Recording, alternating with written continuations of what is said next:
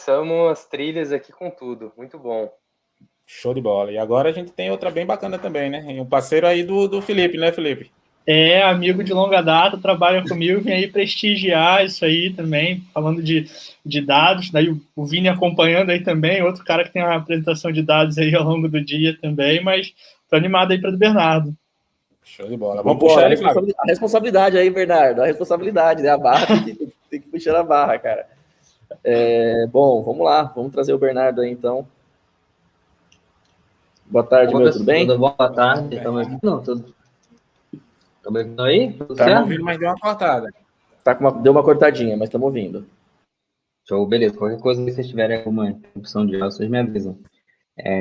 Eu estava acompanhando, até conversando a palestra anterior, né, conversando com o pessoal, que a gente usa, né, muito daquilo que trouxe e coisas que foram apresentadas lá, a gente pode usar aqui, né? Eu vou mostrar alguns desenhos aqui, alguns padrões que com certeza, utilizando algumas configurações, vão ficar mais fácil, né, de implementar aí no dia a dia. Então, bem legal, assim, eu acho que vai ter um complemento aí para você sair dali daquele específico e implementar isso aí no desenho real aqui, específico para dados, né, que a gente está tratando. Bacana. Sensacional, seja muito bem-vindo. Deixa eu só dar um recadinho para a galera não esquecer que as perguntas da palestra passada e dessa palestra, após essa palestra, a gente vai ter ali um Kahoot, um quiz, valendo 50, 25 ou 10 dólares, né? Voucher para o primeiro, segundo, terceiro colocado, vai ter um quiz bem legal aqui usando o Kahoot. Então, fiquem ligados ali e, por favor, pessoal, não se esqueçam de responder a pesquisa que a gente solta sobre a palestra no finalzinho da palestra e fazer perguntas ali para a gente poder, né, para a galera poder movimentar. Tem gente que já está respondendo direto no chat as perguntas, né? A última a gente foi apertado de tempo, mas todas as perguntas são respondidas ali no chat. Mais uma vez, temos que, toda a palestra aí, formar o Felipe lembrar do código de conduta aí, tá? Das comunidades, de que a gente é uma comunidade de respeito, que inclui todo mundo, que não temos preconceito com nada, e estamos aqui para falar de tecnologia e ajudar na carreira e na evolução de todo mundo. E lembrando que responder a pesquisa de satisfação é importante, que também vale vários benefícios aí, né? Também, então, um incentivo para quem puder colaborar, e lembrando que isso ajuda a construir comunidade, ajuda a gente a fazer um evento melhor ano após ano, e o evento aí nas comunidades regionais também, então acho que a comunidade participa de todo mundo, então contribuição e feedback é importantíssimo. É isso aí, esse evento, como todo evento aí que os AWS User Group fazem, eles não são unidirecionais, né, cara, eles são bidirecionais, então é importante, ó, a gente não tá perto para poder ali bater, trocar uma ideia presencial, mas a gente pode fazer isso remotamente, então a forma que a gente tem isso é o chat, as pesquisas, né, porque pelas pesquisas ali a gente consegue entender onde melhorar, se foi legal, se teve absorção, se não teve da turma, para os próximos, e seguindo ali o código de conduta, né, pessoal? O que a gente não faz presencialmente, nós também não devemos fazer remotamente. Então, quem não conhece aí, dá uma olhada nas comunidades. Tem a comunidade do Rio aí que o Barreto toca, o Ceará, que está com o time do Leandro, o Caridá, junto com o Paladino, com a turma aqui em São Paulo. Então, dá uma olhada. Inclusive, quem puder, se inscrevam nos user groups também, porque esse tipo de evento que a gente está fazendo aqui, a gente faz, óbvio, menores, mas ao longo de todo o ano, em todas as comunidades. Então, dê um pulo lá, e lá tem seus códigos de conduta, que são, inclusive, muito parecidos, se não iguais, né? Então, dê uma olhadinha lá para ver se, de repente, acha que não está fazendo nada errado, mas está errando a mira. E vamos para a estrela? Bernardo Costa, o palco é seu. Falando de resiliência em pipeline de dados serverless. Bernardo, o show é seu aí, meu amigo. É isso aí, muito obrigado, gente. Quando eu pensei em submeter essa apresentação, gente, a gente estava estruturando vários padrões ali e desenhando arquiteturas para resolver problemas aí de concorrência, de tratar muitos dados ao mesmo tempo e, às vezes, como processar de forma otimizada todos esses dados diferentes. Para quem não me conhece, eu trabalho na Solving já há um tempo, eu sou já responsável pela área de dados, tenho certificações da AWS de Machine Learning, de Big Data, faço parte também do programa do Black Belt, que algumas pessoas aqui estão representando também o programa da AWS Black Belt, e eu sou hoje Community Builder de Machine Learning. Então, quem quiser me seguir no LinkedIn ou no Instagram, aí, pergunta aí, a gente pode trocar umas umas conversas aí. Olha, tá a camisa do Black Belt aí, ó. Tô até a camisa do Black Belt aqui, Fernando. Então, pessoal, quiser me acompanhar, fique à vontade. Aí a pergunta, né? Vamos voltar. A pergunta era, como que você controla os seus dados? O pipeline dos seus dados. Então, qual que é o basicão? Você começa aí nesse universo e você vê assim, olha, o que você está usando, né? Às vezes as pessoas perguntam, o que você está usando aí nos seus pipelines? Você está usando o Airflow? Você está usando o Wi-Fi? Você está usando alguma outra coisa que tem um comportamento parecido? Lá dentro da AWS, um ambiente serverless, você está usando o Step Function? E essas ferramentas são possibilidades, né? São ferramentas que você deve ter na sua caixa de ferramentas ali para resolver certo tipo de problema, mas elas têm uma característica interessante quando a gente está tratando de um problema específico que eu vou trazer aqui, que e se eu tiver milhares de arquivos por minuto para processar, vamos colocar taxas aí que vocês consideram interessantes para o processamento massivo de arquivos, e, olha, tem que fazer isso muito rápido. O que acaba acontecendo que imagina que se eu começar a construir um pipeline desse até o final com uma ferramenta dessas, fica muito complicado visualizar, entender o que está acontecendo. Porque essas ferramentas, se construir tags e construir uma máquina de estado lá no Step Function, isso foi feito para você construir. Eu tenho um processamento que começa aqui, ele tem que fazer determinados passos, e aí esses passos podem ser distribuídos, esses passos podem ser utilizados diversas ferramentas para fazer isso, e terminou. Então, tem uma coisa meio começo, meio e fim, muito bem definida ali, e você consegue processar aquilo. Quando eu estou fazendo isso muito rápido, já começo a criar um monte de fluxos, um monte de execuções daqueles pipelines, já fica difícil até enxergar o que está acontecendo, né, para quem usa essas ferramentas, para quem usa a painel de visualização. Existem, então, dentro desse problema que a gente está trazendo aqui, eu tenho interesse em processar diferentes formatos de arquivo, diferentes estruturas e significados. Então, pensa aí em formato, eu vou trazer isso ao longo dessa apresentação, que formato do arquivo, sei lá, está em CSV, JSON, XML, Parquet, qualquer coisa nesse sentido, mas lá ali dentro tem uma estrutura diferente. Então, pode ser que sejam dois arquivos, sei lá, JSON, mas lá dentro tem estrutura diferente, significa coisa diferente, eu gostaria de processar de formas diferentes. Como que eu faço isso? Então, tem uma variedade muito grande de arquivos ali, de formatos, estruturas que eu gostaria de processar. E lembrando que esses arquivos podem ser muito grandes. Podem ser arquivos pequenos, então a gente está até falando aí na última de telemetria, né, por exemplo, arquivos que são muitos arquivos, mas em volume pequeno, de dados de um sensor, por exemplo, ou pode ser arquivos muito grandes. Você não tem muito como saber. Você gostaria de ser, estamos falando aqui de resiliente a isso tudo. Então, volume.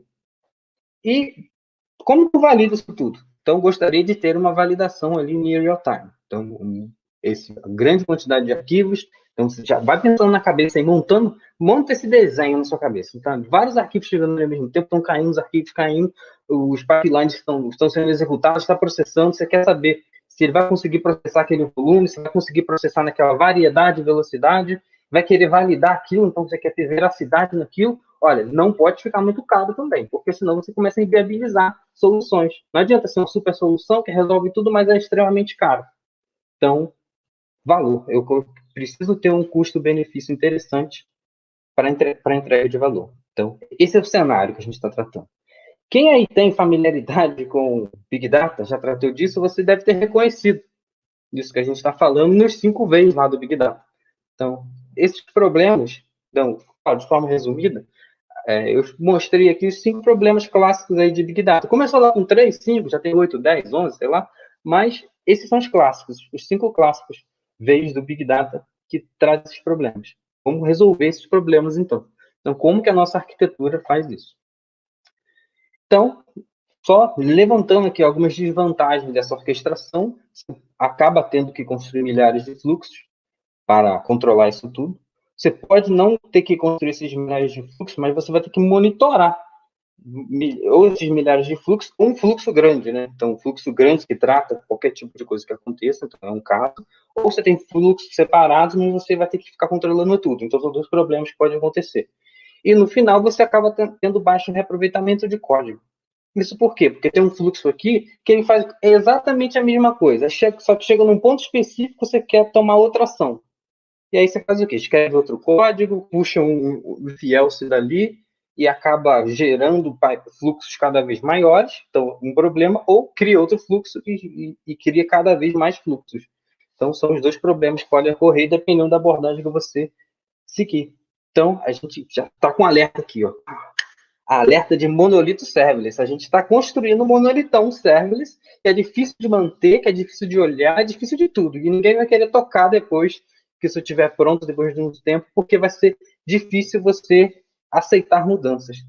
Então, como que funcionaria essa orientação a eventos serverless? Então, eu quero um pipeline, vamos lá, pipeline, em que os dados vão chegando, os arquivos vão chegando, e nesse caso aqui, nos exemplos que a gente está dando, eu estou tratando especificamente de arquivos, então é importante colocar essa régua do que a gente está falando, do que a gente não está falando. Os arquivos estão chegando, eu quero orientar as minhas ações baseadas nos eventos desses arquivos chegando de modo serverless. Então, o que eu vou usar? Então, olha, eu quero explorar os microserviços. Eu quero ter, quando eu precisar processar alguma coisa, eu quero ter a possibilidade de usar as ferramentas mais adequadas para aquele nível de processamento. Um exemplo aqui, vou botar um Lambda ali, e pensa num Lambda no sentido de, olha, tem um Lambda muito pequeno, se o arquivo for muito pequeno, um Lambda um pouquinho maior, e se estourar o tamanho do Lambda por algum motivo, você vai para um outro, mas é uma base de processamento ali que a gente vai utilizar. Eu quero comunicar, serviço de comunicação, SNS, tá? Estamos muito na próxima, então vamos explorar um pouco o CNS para fazer esse tipo de coisa. Eu quero uma fila para controlar determinados fluxos, SQS. Então, estamos tratando aqui desses serviços serverless. Eu quero bufferizar, às vezes você precisa bufferizar. Então, você quer segurar uma grande quantidade de arquivos para processar isso de uma vez só. Ou você quer segurar essa grande quantidade de arquivos para ter uma escrita só no banco, juntar isso tudo num arquivão só e escrever de uma vez. Então, você pode ter estratégias, dependendo do cenário, do caso de uso daqueles que estão sendo tratados, aqueles arquivos. Então, usar o Kinesis Firehose aqui para fazer esse tipo de coisa. Quero alto poder de computação em algum momento. O que vai ser o nosso alto poder de computação aqui? Botar um glue. Glue ali, falando de serverless também, se eu precisar pegar uma massa muito grande de dados, fazer uma transformação, fazer um reprocessamento, uma limpeza, uma higienização, eu tenho ali uma ferramenta poderosa que eu posso sacar e fazer esse tipo de execução. Legal.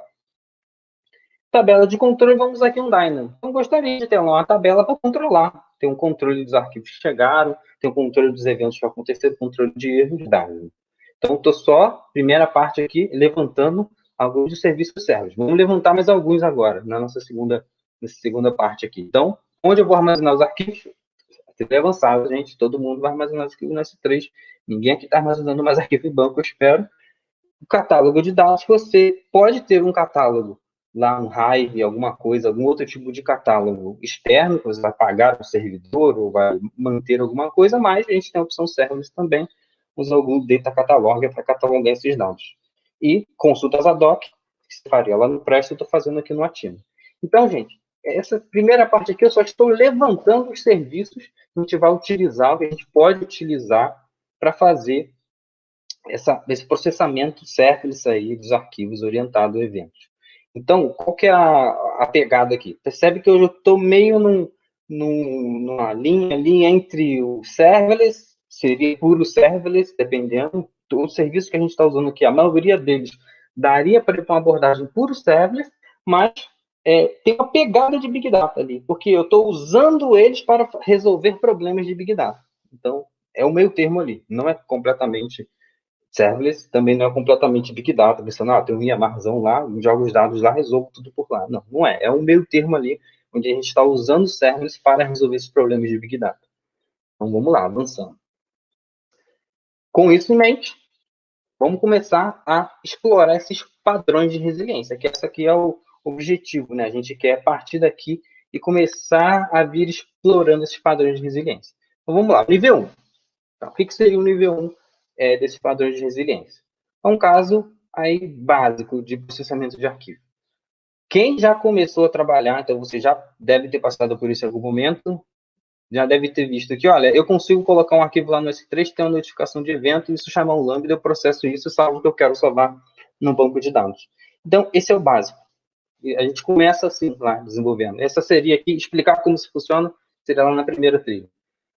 A gente vai um pouco mais além, pensando assim, tá, dentro do padrão ali de Well Architected, um dos pilares, pilar de confiabilidade.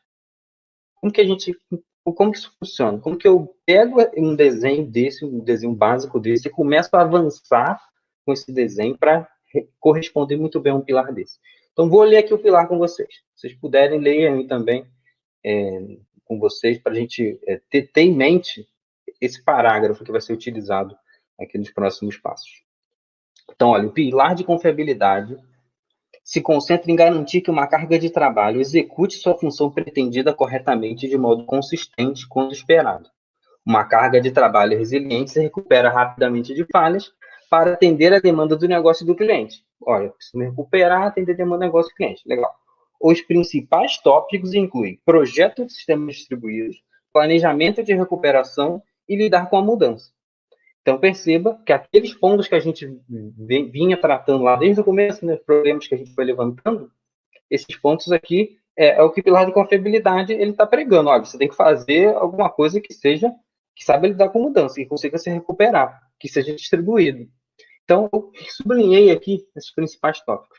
Então, olha, resiliente se recupera rapidamente de falhas, sublinho esse primeiro.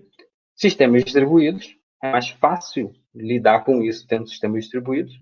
Planejamento de recuperação, como que eu me recupero com uma coisa acontecer? Então, a gente tem que supor aqui e imaginar o cenário e, às vezes, testar o cenário para conseguir entender o que acontece no momento desse. Então, vou trazer aqui um pouco de experiência sobre isso também. E como que eu lido com a mudança? Então, como que eu mudou alguma coisa, o que eu faço aqui? Então, vamos lá. Aí a pergunta que cai para a gente, a primeira pergunta é, o que acontece, então? Vamos levar lá para o pilar. O que acontece se esse lambda falhar? Esse lambda falha como? Né? Ele falha. Estourou o tempo, ele falha. Tem dado demais para aquele lambda. Ele falha. Deu uma exceção no seu código. Vê um arquivo lá novo. Aqui, tá vendo? 3 arquivos ali, tipos diferentes, que caíram lá. Recebeu um boot event, caiu nesse lambda. E um deles é novo, você não conseguiu tratar, ele falhou. A pergunta de o que acontece quando esse lambda falha tem muito mais a ver de, ele falhou. Eu sei que ele falhou, posso até saber, olhando no CloudWatch Logs lá, olhando algum tipo de log, mas num momento básico, assim, nesse primeiro desenho. O que vai acontecer é que você vai perder aquele evento. Você perdendo aquele evento, pode ser que seja difícil você descobrir que falhou, não é mais ter muito arquivo, imagina, vai ter que olhar as métricas do Lambda, procurar, imagina que falha 10 dentro de tantos, procurar essas falhas, começar a ver, você vai ter que garantir que você printou. Então, você tem vários elos aí, que se você quebrar algum deles ali do meio, talvez você perca esse arquivo e não consiga descobrir mais que aquele arquivo falhou. Qual que falhou? Nossa, vou ter que fazer uma super análise complexa para descobrir que isso falhou. Então, se esse Lambda falhar, o que acontece? A sua carga de trabalho ela se recupera rapidamente dessas falhas? Esse evento é perdido. Você está implementando sistemas distribuídos aqui? Não está muito. Tem um lambda lá, pensa que esse é o seu desenho completo. Tem um lambda lá, que é o arquivo você processa. Se fosse uma máquina que ela falhasse, você tem o mesmo problema. Talvez não de subir de novo, porque o lambda é muito mais simples, você não precisa controlar isso, mas você não está usufruindo ali das possibilidades de sistemas distribuídos. Você tem um planejamento de recuperação, você tem que criar essa estratégia. Ela não é muito fácil de criar, ela é complexa. Você tem que olhar muitos lugares, você construir muitos elos de uma corrente, e qualquer um desses elos que quebrar, pode ser que você demore muito tempo para resolver. Como que você lida com a mudança aqui? Quem já configurou isso, vocês devem configurado, sabem que se colocar uma configuração dessa lá no S3, dentro de um path, então bucket um path para quando um arquivo cai dentro daquele path, disparar um evento. Quando isso acontecer, se você quiser mudar, você vai ter que editar as configurações de bucket. Eu quero criar notificações diferentes para arquivos diferentes. É isso que eu estou tentando fazer quando eu quero lidar com as mudanças. Então, você tem esses desafios. Vamos para o nível 2, então. Sabe, não estou resolvendo nada, tá? Estou mostrando aqui um desenho básico, falar os problemas que isso pode ter do ponto de vista de resiliência, e lá, mais 2 passos atrás, naqueles problemas dos VEIs lá que a gente trouxe do Big Data, resolver os problemas de lá também. Então, vamos lá, o nível 2, o que eu poderia fazer no nível 2? Então, o nível 2 eu estou subindo um degrau no nível de resiliência. Eu quero dar uma avançada com aquele desenho inicial no nível de resiliência. O que eu faço, então? Uma Primeira abordagem que vem na cabeça é, olha, você começa a conseguir distribuir isso e aceitar mais as mudanças quando você coloca um SNS ali no meio.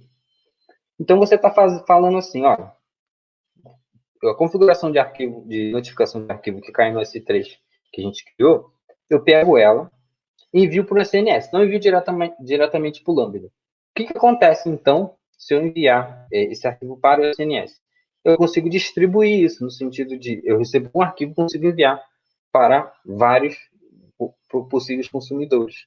O S3 está produzindo esse evento e vários consumidores podem ler esse arquivo. Então, vamos avançar. O que acontece, então, se você colocar um SNS ali no meio? Então, tá vendo o SNS ali? Você vai conseguir, com ele, jogar para um lambda ou para outro, tá vendo? Ele está distribuindo ali a mesma mensagem para lambdas diferentes. E no fluxo de cima, a gente está construindo uma solução em que o mais simples possível de um código para pegar a mensagem do SNS e salvar num banco, salvar num Daemon nesse caso. Então, se eu tivesse, em algum momento, a gente tiver alguma implementação mais simples de pegar um evento e só registrar ele em um banco de dados, seria essa integração que a gente ia fazer com a SNS. Esse é um exemplo de Lambda com Daemon. E outra possibilidade de uma ação a ser tomada, de um processamento a ser iniciado com esse mesmo evento, é um fluxo ali de baixo para processar o arquivo de fato. Tá? Então, eu consegui distribuir a mesma notificação, o mesmo evento para dois lambdas diferentes. Tá, legal, isso é legal. E aí, o que eu ganho com isso, então? As mesmas perguntas lá que a gente fez no começo.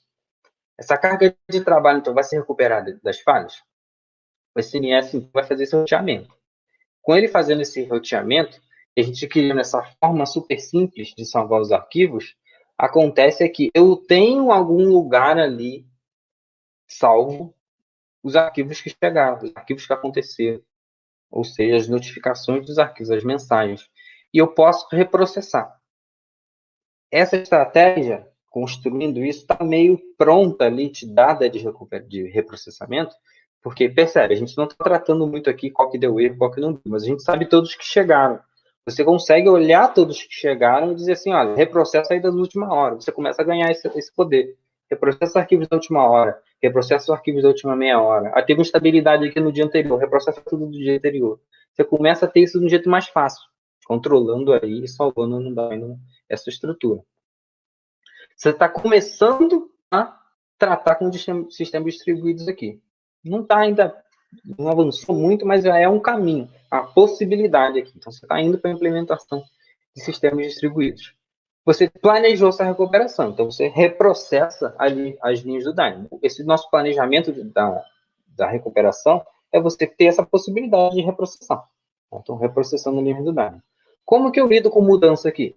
É aqueles 3 pontinhos. Ó. Se o SNS possibilita que tenha várias execuções distribuídas do mesmo evento, eu colocando ele ali, eu tenho mudanças do ponto de vista, vai chegar um arquivo novo, nenhum desses lambdas que está aqui implementado, que recebe o evento do SNS, ele lida com esse arquivo novo. O que eu faço agora? Eu preciso criar uma nova.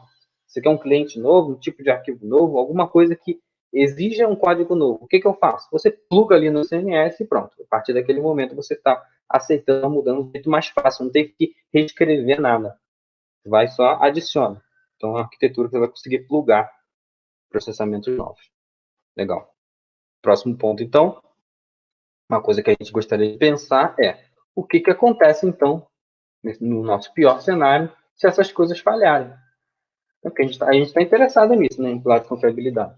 Então, o que vai acontecer assim? Piores cenários. O que vai acontecer se o SNS parar de responder? O que vai acontecer se o Lambda parar de responder?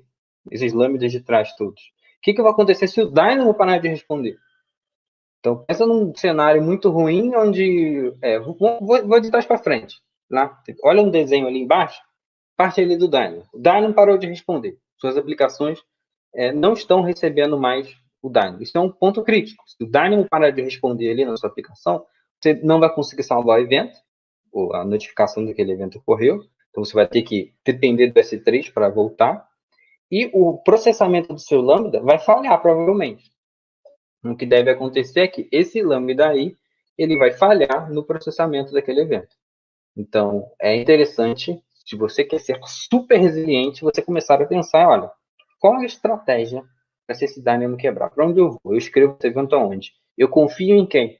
Se esse Dynamo não quebrar. Claro que a gente pode ir isso infinito, mas você vai podando ali até onde você vai, dependendo. A chance disso quebrar é muito baixa, não faz sentido investir tempo, recursos para fazer isso. Tá, então eu vou até aqui só. Então, são análises que a gente tem que fazer no momento de desenhar uma arquitetura como essa. O Lambda quebrou, o que eu faço? Bom, se o Lambda quebrar, aquele pedaço de processamento não vai ter sido feito. É mais fácil reprocessar alguma coisa se o Lambda quebrar, ou um deles quebrar, não precisa ser todos, você ter lá os arquivos, a notificação de todos os itens que chegaram. Bom, legal. Então, consegui lá no Dynamo começar a pensar em reprocessamento. Se o SNS quebrar, eu paro de rotear evento. Então, o S3 vai estar enviando o evento para o SNS, e o SNS não vai estar funcionando, vai estar começando a dar erro ali. Tem uma CNA lá da AWS que já passou por isso. Quando alguma coisa dessas falha, o SNS que você está colocando mensagem no SNS, de repente ele volta, ele distribui todas as mensagens. Né? Então, tem ali já um tratamento interno, que pode te facilitar em algum momento. Mas a gente está tentando imaginar o que está acontecendo. Então, e se tudo falhar? Percebe que falhou tudo? Vamos pensar aqui num cenário em que uma região toda caiu. Você está tratando ali, você está usando serviços ou tentando acessar os serviços que estão dentro de uma região, e aquela região toda caiu. Se isso tudo acontecer também, o arquivo não vai conseguir nem chegar no S3. Pode ser que isso aconteça. Então, se você está tentando colocar o arquivo no S3 e não está conseguindo, e o resto de tudo não está funcionando, tudo caiu. Então, estratégias aí de quem está te enviando esse arquivo, enviar para outro lugar, estratégias de disaster recovery que você tem que planejar. Mas percebe que se o S3 caiu, você não recebeu o evento. Então, pior dos casos, você não vai processar um arquivo que você não recebeu. Seu cliente, ou sua aplicação, ou quem estiver enviando esse arquivo, provavelmente vai saber que não conseguiu enviar. Então, tem como lidar com aquilo. É muito pior lidar com isso quando você recebeu o evento, ele falhou e você não sabe. Aí isso é pior. Agora, a sua aplicação que está enviando os arquivos nem conseguiu enviar, ela segura os arquivos, tem estratégias de um passo atrás para verificar se o arquivo está chegando na C3. Tá? Vamos pensar nisso, vamos pensar nessas abordagens. No nível 3, tá? Fui bem extremo agora no nosso nível 2, e no nível 3 eu quero trazer já uma coisa mais adiante. Então, eu estou garantido ali que os arquivos estão sendo, que o SNS está tudo funcionando normal, mas tem um fluxo ali específico que está dando, que é mais crítico. Então, a gente coloca ali um SQS ali, como receptor. Como na palestra anterior, né? O SNS coloca num SQS. A mensagem coloca na fila. A partir do momento que essa mensagem cai nessa fila, a gente vai explorar as funcionalidades do SQS de te dar o retry e você conseguir enfileirar. Se você precisar processar um por um, você controla isso em nível de recorrência de Lambda. Um exemplo, nível de recorrência de concorrência do Lambda, perdão. Ele vai te dizer se você vai processar essas mensagens uma por vez. E quando o SQS está configurado ali, você ganha um retry. Então, o retry vai dizer, olha, se isso falhar, acontecer alguma coisa e ocorra uma falha ali no Lambda, envia essa mensagem para a fila de DeleteQ, e aí é a mesma estratégia lá em cima, né, de salvar os controles do arquivo. Você salva aquela mensagem de qualquer jeito, a primeira, tá, gente? É a primeira abordagem. Salva essa mensagem de qualquer jeito. Você tentou 3 vezes, 4 vezes o número que você configurou e não conseguiu processar, uma coisa está estranha, uma coisa está errada. Então, manda essa mensagem para a DeleteQ, um Lambda muito simples, vai simplesmente pegar aquilo ali e salvar. Falar, olha, isso aqui deu errado. Tá? O mais simples possível, porque você quer evitar que isso possa dar problema ali. E você vai ter uma tabela ali no Dynamo, no banco que você colocar, onde você tem um histórico de tudo que deu errado. Se eu tenho um histórico de tudo que deu errado, eu posso ver, essa tabela aqui está enchendo, monitora essa tabela aí. Olha a tabela, vê o evento que deu errado, descobre qual foi o erro, às vezes é um erro de código, às vezes é um erro de timeout, não sei. Descobre o que deu errado, corrige, reprocessa todos aqueles eventos que estão naquela tabela. Então, você tem ali locais onde você confia, mais do que antes agora, em que se os erros acontecerem, vai estar ali a resposta. Você vai ali, 3, 4, 5, 10 eventos dentro de 5.000 deram erro. Por que deu erro? Esses 10 aqui eram muito grandes e estouraram o tamanho da memória do Lambda, estouraram o timeout. Você consegue começar a pensar então, em estratégias para corrigir isso, e quando você corrigir o problema que deu, descobrir o problema, corrigir o problema, manda essas mensagens de volta para a filha e reprocessa. Então, você tem ali uma estratégia para avançar contra isso. Então, esse aqui está o desenho completo, sem ficar piscando aí, de como essa solução vai responder a esse evento. Então, o primeiro é o de cima aqui, acho que vocês estão vendo, né, meu mouse? De cima aqui estou só controlando, aqui por baixo está caindo na fila, o lambda processa, salva. Se esse lambda aqui deu errado, eu dei o x nele, depois do número de retries, essa mensagem vai cair para a dead level kill, a gente pluga um outro lambda ali, esse lambda vai pegar essa mensagem e simplesmente escrever que deu errado. Então, com esse Dynamo aqui, você parte de pegar as mensagens que estão aí e reprocessar. Seria o nível 3. Vamos explorar ali o que aconteceu. Então, naquelas mesmas perguntas, aquelas velhas perguntas que a gente vem se fazendo ali ao longo dessa apresentação. Então, a carga de trabalho se recupera rapidamente de falha? Você tem a possibilidade de se recuperar rapidamente, porque você vai conseguir salvar a implementação do SQS junto com o Dead Kill, te possibilita fazer isso. Não estou dizendo que é rápido no sentido, deu errado, vou lá, clico no botão e funciona. Às vezes é. Às vezes você vai descobrir que o que deu errado é um timeout, que o que deu errado é uma quantidade de memória, você vai lá, aumenta, reprocessa e vai funcionar. Às vezes não, às vezes é um erro de código que você vai ter que reescrever. Então você vai conseguir mapear e se recuperar rápido das falhas que são rápidas de recuperar. Ou você vai mandar desenvolver, ou você vai desenvolver um código ali e vai ser recuperado aquela falha. Porque você tem os arquivos, manda reprocessar, vai dar tudo certo. A Deadlayer aqui vai salvar, então, esse evento de erro para você fazer isso e te permite reprocessamento. Esses são os passos básicos. Você tem que, começando ali também, implementar os sistemas distribuídos. A gente está botando aqui exemplos, né, de fluxo, mas tudo bem. E esse planejamento de recuperação continua sendo, olha, você reprocessa ali as linhas do Dynamo. Só que o ponto interessante aqui é, eu tenho agora um que eu sei que é erro. E tudo que isso aqui deu erro no Lambda, tá? Então, estou aqui. Eu tenho outro Dynamo lá na frente, outra tabela lá em algum lugar, que diz quais são todos os eventos. Então, eu consigo planejar, vamos supor que é um erro de lógica. Nada deu erro, mas passou tudo. Eu consigo reescrever um Lambda, se eu descobrir esse erro de lógica. Olhar a tabela de todos os eventos, determinado período, mandar reprocessar tudo. Consigo fazer isso, uma estratégia. Consigo ter a estratégia de me recuperar, reprocessando também só as linhas de erro, dependendo da falha que acontecer. Então, percebe que você fica flexível nesse sentido. Você consegue planejar para possíveis falhas de um jeito muito mais tranquilo. Por que tranquilo? Porque já está tudo meio que ali. Você descobriu, tem que reprocessar o último dia, vai lá na tabela onde tem todos os arquivos, faz uma lista ali, aqueles últimos arquivos, coloca na fila de novo e vai reprocessar. Você já corrigiu o erro, vai estar tudo certo. Então, você fica é mais fácil fazer isso. Como a gente liga com a mudança agora? Mesmo da abordagem anterior, né? O SNS vai estar ali e vai rotear ali os eventos para você. Então, isso aí são as primeiras ideias ali de como lidar com mudança. Tem alguma coisa para te rotear ali e você conseguir plugar.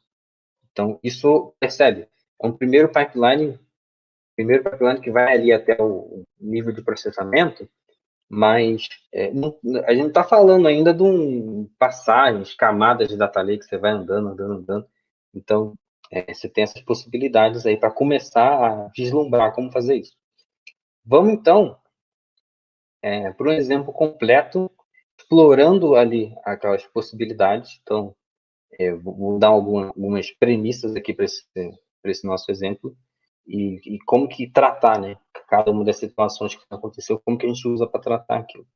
Então, vamos lá. Primeira coisa, quero processar, então, os N tipos de arquivo, formato diferente, formatos iguais de conteúdo diferente, super livre isso aqui. Então, o cenário que a gente tem lá no desenho é esse, tá? Tem JSON, XML, qualquer coisa, CSV.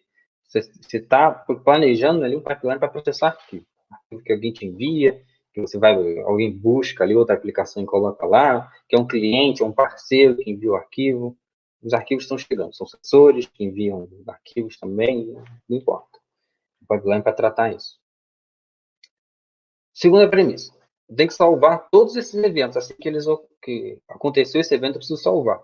Então, ó, se acontecer esse evento que alguém escreveu, caiu o arquivo lá no S3, esse S3 disparou o Lambda lá em cima, ó, a gente colocou aquele primeiro fluxo que a gente tratou lá, de salvar os eventos. Então, eu tenho agora, ali, nessa primeira implementação, um local onde está tudo salvo. Beleza. Então, colocando isso no ar, o que está acontecendo aí? Os arquivos estão caindo no S3, as notificações estão indo para o SNS, tem um Lambda plugado ali nesse SNS, está escrevendo lá todos os eventos que aconteceram.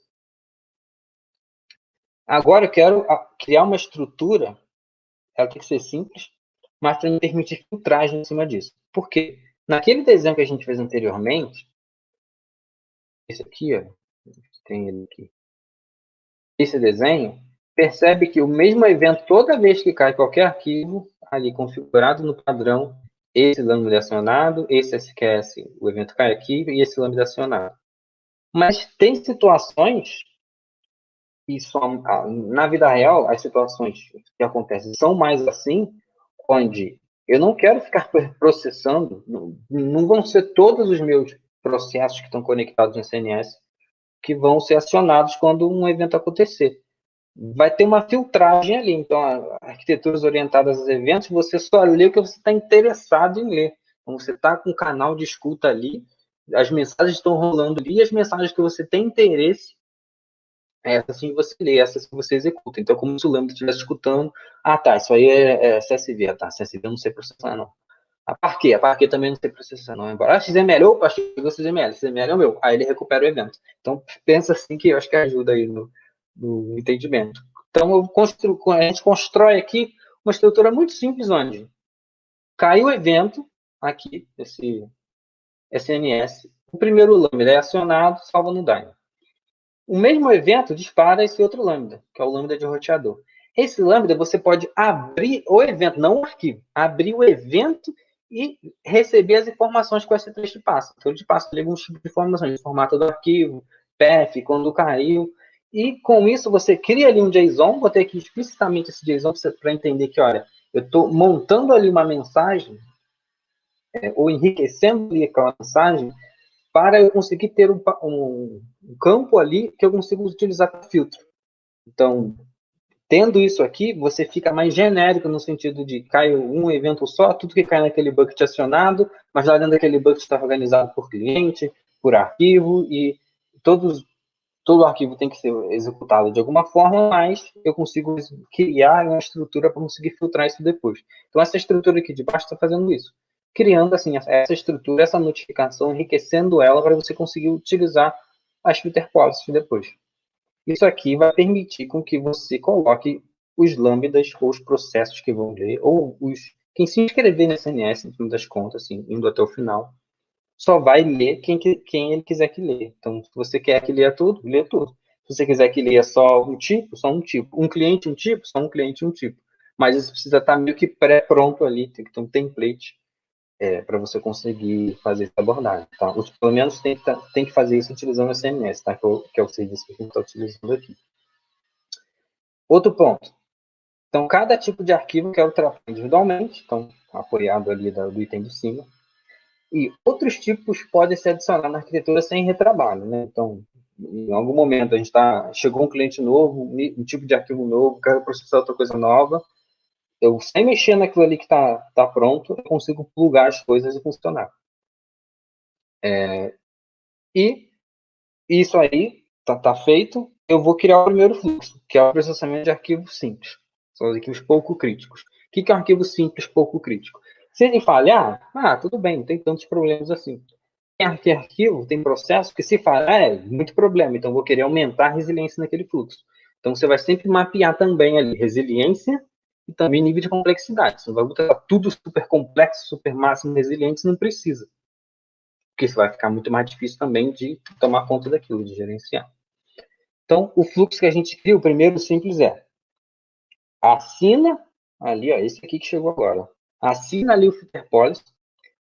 As mensagens que você tiver interesse vão acionar só esse lambda. Então, vamos supor que esse lambda aqui só tem interesse em JSON. Então, barra JSON aqui vai acionar esse lambda e esse lambda. Esses dois aqui das extremidades vão ser acionados porque eles leem tudo, e esse aqui vai ser acionado porque ele vai se inscrever dizendo que isso aqui é lei JSON. Então, nesse caso aqui, um arquivo JSON, perdão, gente, mas nesse caso aqui, um arquivo JSON, esses três lambdas são executados. Se quer um XML, quem executar? Esse lambda aqui de baixo e esse lambda aqui de cima. Esse aqui não é executado porque ele não está inscrito para ler arquivo XML. Então, processamento simples. Nível de resiliência mais baixo. Eu quero um pouco mais crítico agora. Eu quero que aquele fluxo, né, segundo passo, aquele fluxo ali tenha um processamento mais complexo, ele é mais crítico, então eu vou colocar aqui agora um SQS. Então, mesma história lá do segundo padrão, lembra? Arquitetura base? Então, aqui a gente está juntando tudo, juntando as caixinhas agora para resolver um problema mais complexo. Coloco aqui, por exemplo, do CSV resolvido por esse SQS. Então, mesma coisa. Aí um JSON, quem vai ler? Pensa sempre nisso, é importante estar mapeado na cabeça. Cai um JSON, esse lambda executado, esse lambda executado, esse lambda executado. Cai o XML, esse lambda executado e esse lambda executado. Cai um CSV, esse lambda executado e esse lambda aqui executado. Esse não. Porque na política aqui de se inscrever, ele só está interessado, esse lambda só está interessado em arquivo CSV, né? Na verdade, esse SQS, né, que está antes do lambda, mas vocês entenderam a lógica. Passo 3. Nesse mais crítico, eu quero ter um tratamento de erro para me permitir o reprocessamento, aquilo que a gente falou lá antes. Então, construir esse desenho aqui de cima, TagLevQ, com Lambda, com Dynamo, para que o mesmo padrão lá que a gente fez antes, a gente vai incluir esse padrão aqui. Se isso é crítico, eu gostaria de ter esse tipo de controle. Você fala, TagLevQ, Lambda e tal, e você consegue ter esse fluxo aí completo.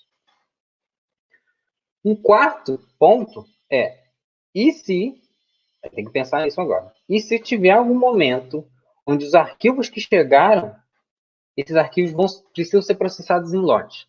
Por que eles precisam ser processados em lote? Não sei. Vou dar exemplos aqui de por que alguma coisa precisa ser processada em lote. Porque são muitos arquivos muito pequenos e eu preciso processar. Faz sentido para o negócio eu juntar isso tudo e processar de uma vez só. Então, juntar os últimos 5 minutos ali e processar de uma vez só. Então, um exemplo disso. Ou eu não preciso processar segundo a segundo, não faz sentido eu processar arquivo a arquivo, faz sentido para aquele tipo de arquivo específico eu juntar, mesma coisa, vou botar um buffer ali.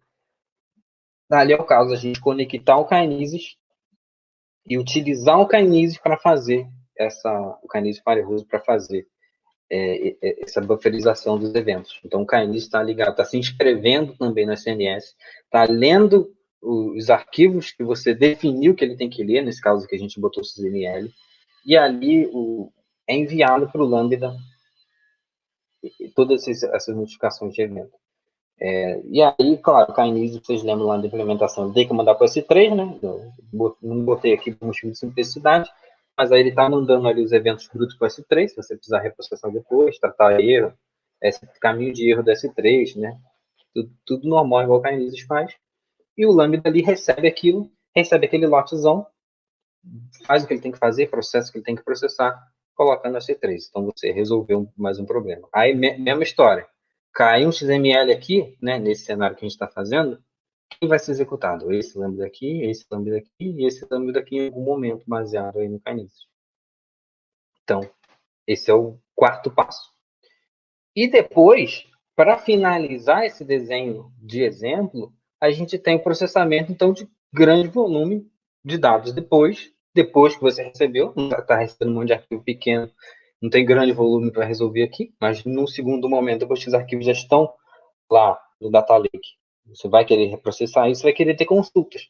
Então, ali é plugar glue, vai processar eles com determinada regra, pode ser um timer ali, ou a gente colocou, com os arquivos sendo mapeados depois no catálogo, e você vai consultar eles com a Tina depois. Então, nesse desenho final aqui que a gente construiu, a gente tem esse exemplo de tratar vários tipos diferentes de arquivos com resiliências diferentes explorando um pouco mais o pilar de resiliência, o pilar de confiabilidade, tudo serverless. Então, isso aqui é serverless e você pode explorar aqui tanto quanto você queira. Ah, mas eu uso um outro tipo de fila, eu uso um outro tipo de mensagem, eu não uso glue, eu uso outra coisa para processar arquivos grandes, eu não uso lambda, eu uso outra coisa. Aqui são componentes, você tira esse componente e pensa no seu. Você usa um Kafka, que alguém já pensa, está vendo essa apresentação aqui, usa, que você pode resolver grande parte desses problemas aqui com Kafka, se você tiver. Então, você já usa o Kafka, você entende o Kafka para resolver esse problema e você vai ter um comportamento muito parecido. Né? Eu uso outro tipo de mensagem, aí fica a gosto de quem está implementando. Essa questão é um padrão de como resolver e alcançar ali, resolver aqueles problemas para alcançar um pouco mais de resiliência. Vamos colocar aqui agora, esse é o GIF que conta toda essa história aí de que a gente foi implementando passo a passo. Você vai vendo aí as coisas novas, onde elas partem para ser implementadas. Né? Então, elas estão partindo ali sempre incrementalmente. O GIF conta a história de que você não precisa voltar lá e reescrever alguma coisa. Então, depois que está ali a política, você vai plugando as coisas ali. Então, é mais fácil você aceitar as mudanças, você permitir que coisas novas vão acontecendo e você não tem que ficar reescrevendo nada. Então, pessoal, para finalizar, gostaria de deixar aqui umas mensagens para vocês levarem para casa, baseadas nessa apresentação, que são, a primeira, lembra sempre que esse SNS é a porta de entrada para você permitir mudanças em arquiteturas ali onde estão ocorrendo os eventos, porque se você tratar sem o SNS, você vai acabar em algum momento tendo que voltar atrás, mudar coisa, criar regras muito mais complexas para lidar com isso. Então, ele é a porta de entrada, que lá no primeiro padrão que a gente mostrou, apareceu para te dar essa abertura. Lembra de usar os filtros do SNS? Então, compara de solto, mas usar esses filtros do SNS para cada processo processar o que o processo tem interesse. Então, se tem interesse no JSON, filtro para o JSON. Tem interesse no XML? Filtro para o XML. Lembra de o SQS mais o Dead Level Queue, você utilizando essas coisas juntas ali, aumenta a resiliência daquele fluxo específico que está ali debaixo da fila. Então, lembra que a fila é para ser usada. Por que tem fila, né? Eu sempre faço a pergunta. Por que você vai no mercearia, no mercado, num banco de verdade financeiro, que eu estou falando, num banco de dados? Por que tem fila nesses locais? Porque a demanda que precisa ser atendida não está sendo suportada. Então, 3 caixas e 40 pessoas vão formar as filas ali para cada um ser atendido um por um. Nesse cenário aqui, às vezes a gente não tem essa limitação. Tem um lambda ali que você vai colocando ali, ele vai abrindo, dependendo da quantidade que você tem, essa limitação não acontece. E por que eu coloco uma fila? Para aumentar a resiliência, eu coloco uma fila, porque às vezes eu quero processar um por um, porque faz sentido para aquele fluxo não processar 2 arquivos ao mesmo tempo. Eu quero processar um por um, então você tem essa possibilidade. Quando você coloca uma fila ali, você aumenta essa resiliência desses fluxos mais críticos. E lembrar que esse reprocessamento histórico é possível fazer isso. Você está lá no Dynamo, tem as linhas todas lá, de todos os eventos que chegarem, você consegue fazer isso. Então, você tem essa possibilidade. Eu quero voltar um mês a processar tudo, 1 ano, tem possibilidade de fazer isso, voltar no tempo. E lembrando, para finalizar, esses sistemas resilientes dentro de um desenho como esse não precisa ser super complexo.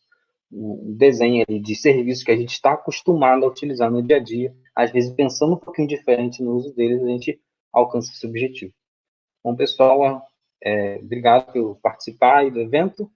Acho que perguntar para o pessoal aí se eu tenho tempo aí para responder perguntas. Fala aí, Bernardo. Parabéns, cara. Obrigado demais. Flávio. Obrigado. Tudo bom? Leandro. Vini. Subiu o Vini aqui também.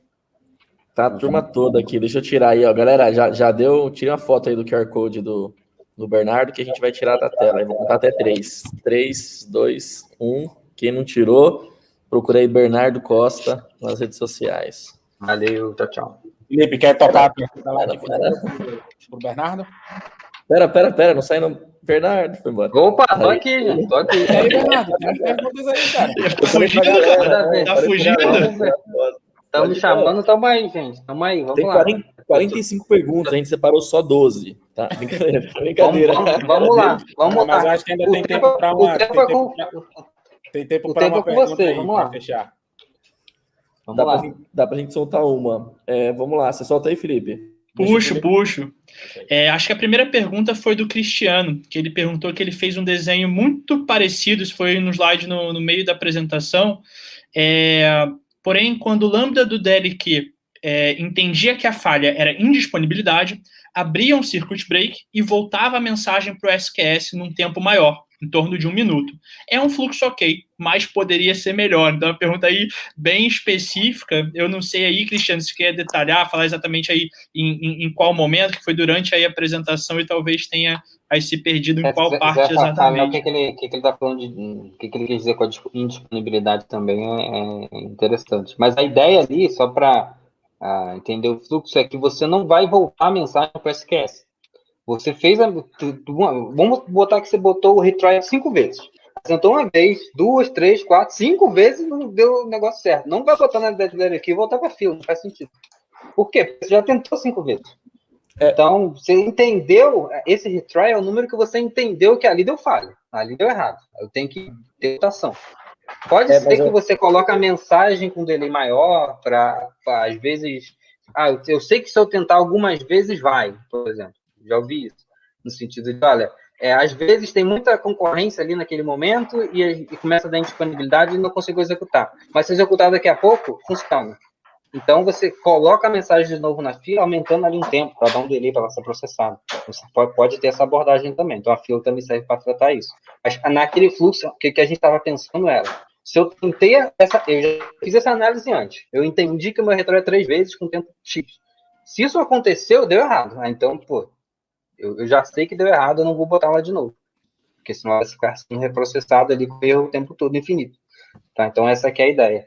Então, acho que nesse fluxo que você passou um passo atrás e pensar assim, o que acontece aqui? Por que deu erro e como que eu lido com esse erro? Esse erro é só reprocessar? Show, beleza. Então, vamos botar aqui um tempo maior para a mensagem ficar ali na fila, um tempo maior para ela ficar disponível. Você tem um parâmetro de delay ali, que você pode colocar um tempo maior, tipo, só depois de 70 segundos que é disponível. E aí você tenta de novo. Então, você deu uma abertura. Você não dá sleep no lambda, né? E tenta de novo. Você tem uma abertura ali para conseguir fazer isso. Acho que o que ele quis dizer, cara, é que ele conseguia detectar que houve uma falha separada, entendeu? E aí a lambda dele que processava dele que trazia de volta, só que aí demorava um pouco mais dentro do processo. Então, de alguma forma, ele entendia, uma outra parte da aplicação ficou disponível, então eu posso trazer de volta da DLQ para a fila, só que aí ele perdia esse tempo de 1 minuto. Pelo que eu entendi, está funcionando, só que ele está achando que não está muito elegante, entendeu? Entendi. Pode falar aí, Leandro. E o pessoal que está interagindo aí, mandando pergunta, Bernardo, se tiver disponibilidade, pula para o chat aí com a gente como convidado, cara, e vamos continuar interagindo lá, por mais que abra outra trilha, que infelizmente como a gente tem um tempo limitado e a gente tem algumas apresentações ainda para vir, não dá para Show, beleza, fazer pode deixar. O Felipe até separou mais uma, né, Felipão? Tem mais uma, mas é isso. Acho que é melhor ir no chat mesmo. É isso, né? Pegar o contato do Bernardo. Acho que o principal aqui desse evento hoje é o networking, né? O networking online, que aí a plataforma permite poder fazer a troca, conectar para trocar mais ideia depois. Então, acho que é por aí mesmo.